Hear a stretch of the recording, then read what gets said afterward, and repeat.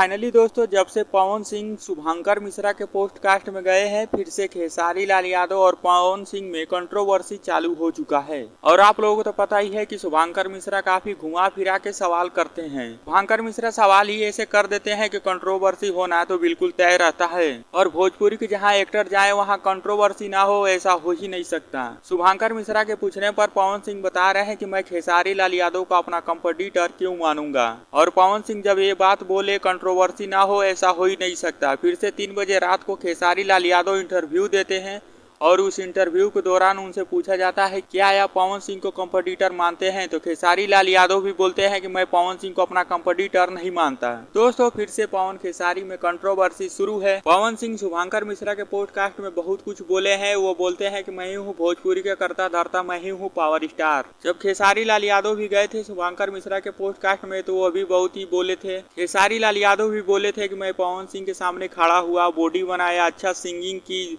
सब कुछ अच्छा किया। तो दोस्तों, आप लोग क्या कहना चाहेंगे पवन और खेसारी के विवाद को लेकर? कौन है भोजपुरी के पावर स्टार, कौन है ट्रेंडिंग स्टार? तो आप लोग कमेंट करके जरूर बताएं। चैनल पर नए हैं तो इस चैनल को आप लोग जरूर सब्सक्राइब करें और इस वीडियो को लाइक करना ना भूलिए।